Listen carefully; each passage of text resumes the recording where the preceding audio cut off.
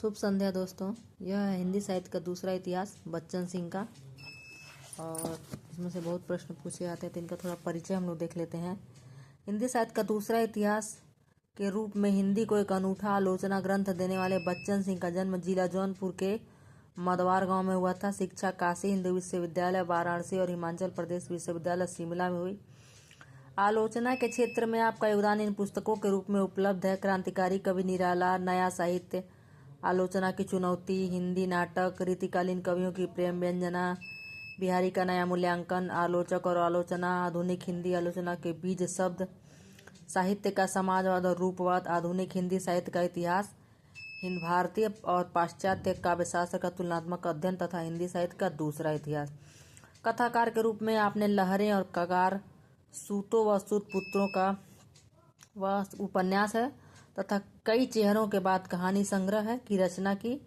प्रचारणी पत्रिका के लगभग एक दशक तक संपादक रहे। इनका निधन हो गया था 5 अप्रैल 2008 को।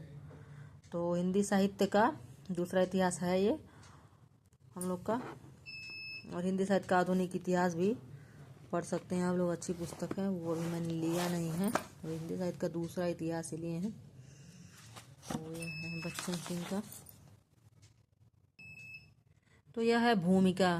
जैसा कि अनुराग सर का मैं वीडियो पर डे देखती हूँ और उनसे पढ़ती भी हूँ, तो उन्होंने कहा कि अब उन्होंने कई वीडियो में कहा है कि अब क्या थोड़ा सा ट्रेंड बदला है तो भूमिका से भी प्रश्न पूछ रहा है। और सबसे पहली बात कि कुछ भी आप पढ़ें, लेकिन हिंदी साहित्य का इतिहास जो आचार्य रामचंद्र शुक्ल का उसे जरूर पढ़ें। अब देखिए बच्चन सिंह ने उन्होंने क्या लिखा है। आरंभ में ही कह दूं कि न तो आचार्य रामचंद्र शुक्ल के हिंदी साहित्य का इतिहास को लेकर दूसरा नया इतिहास लिखा जा सकता है और न उसे छोड़कर।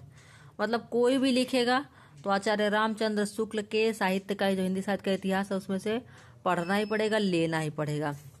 लेकिन उन्होंने कहा आरंभ में ही कह दूं न तो आचार्य देखिए उन्होंने कहा है कि आरंभ में ही कह दूं कि न तो आचार्य रामचंद्र शुक्ल के हिंदी साहित्य का इतिहास को लेकर दूसरा नया इतिहास लिखा जा सकता है और न उसे छोड़कर। सन 72-73 में जब मैं आधुनिक हिंदी साहित्य का इतिहास लिखने की तैयारी कर रहा था तो मुझे कुछ वैसा ही महसूस हुआ। सन 1989 में मेरी एक दूसरी पुस्तक आचार्य शुक्ल का इतिहास पढ़ते हुए छपी। उस पुस्तक को तैयार करने में मुझे उनके इतिहास के दोनों संस्करणों को अक्षरशः मिलाना पड़ा। उसमें मैंने लिखा है कि नए इतिहास के लिए शुक्ल जी का इतिहास एक चुनौती है। उनसे बहुत कुछ सीखने के साथ ही उनके ऐतिहासिक पैटर्न को तोड़ना होगा। जब रचनात्मक साहित्य पुराने पैटर्न को तोड़कर नया बनता है तो साहित्य के इतिहास पर वह क्यों न लागू हो। नया पैटर्न बनाना खतरे से खाली नहीं है। नया इतिहास लिखने के लिए खतरा उठाना ही होगा। शुक्ल जी के इतिहास का संशोधित और परिवर्धित संस्करण सन 1940 में छपा था। उसके प्रकाशन के 50 वर्ष से अधिक का समय निकल गया था। इस अवधि में अनेक शोध ग्रंथ छपे, नई पांडुलिपियां उपलब्ध हुई, ढेर सारा नया साहित्य लिखा गया। नया साहित्य लिखने के लिए सामग्री कम पर्याप्त और कम महत्वपूर्ण नहीं है। यह भी ध्यातव्य है कि शुक्ल जी का इतिहास औपनिवेशिक भारत में लिखा गया। अब देश स्वतंत्र है, उसमें लोकतांत्रिक व्यवस्था है। भारतीय लोकतंत्र की अपनी समस्याएं हैं, सांस्कृतिक सामाजिक संघर्ष हैं। इन्हें देखने समझने का बदला हुआ नजरिया है।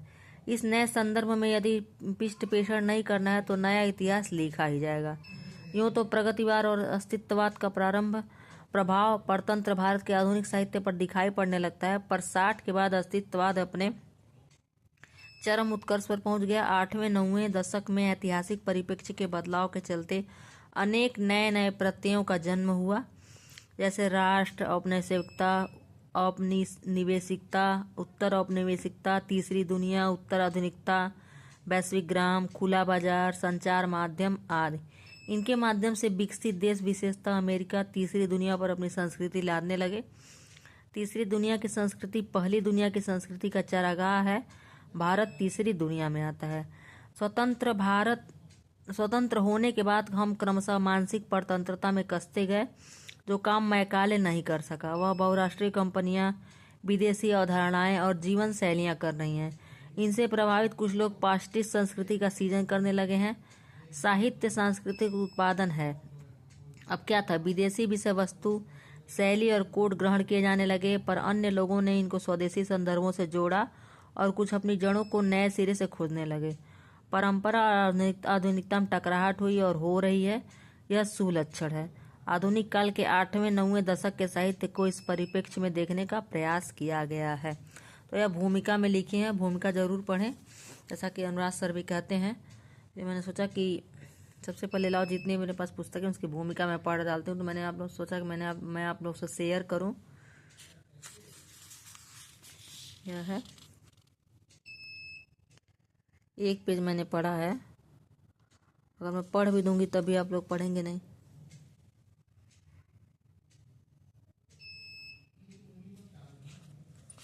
यह है भूमिका, दूसरा संस्करण।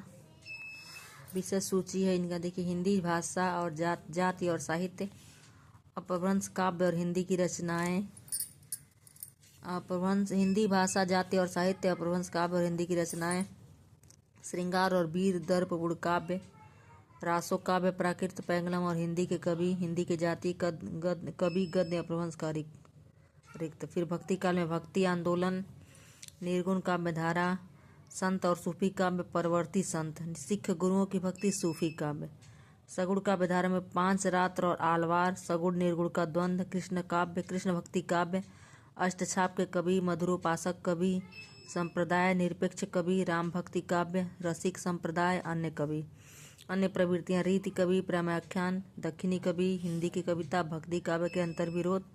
फिर है रीतिकाल, रीतिकाल में सामंती परिवेश, प्रेरणा स्रोत। फिर यह बद्ध काव्य में रीति चेतस, काव्य चेतस, अन्य कवि। फिर क्या, मुक्त रीति काव्य, अभिजात वर्ग, स्वच्छंद काव्य धारा, हिंदी की उर्दू शैली का काव्य, रीतितर काव्य, वीर काव्य, भक्ति काव्य, प्रेमाख्यानक, नीति काव्य, अंतर्विरोध। और यह है आधुनिक का नव जागरण युग, स्वच्छंदता युग, उत्तर स्वच्छंदता युग। इसमें सब कुछ दिया हुआ है आधुनिक काल में, आप देख सकते हैं। तो यह था इनका विषय वस्तु, और देखना जरूरी है नए ट्रेंड पर, जैसा कि सर बता रहे थे। और प्रबंध काल में देखिए भूमिका दिया हुआ है। तो ऐसे ही है बच्चन सिंह का हिंदी साहित्य का दूसरा इतिहास। तो अगर आपको अच्छा लगे तो ज़रूर लें, पढ़ें।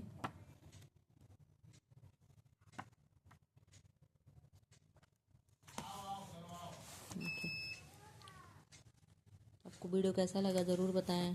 धन्यवाद।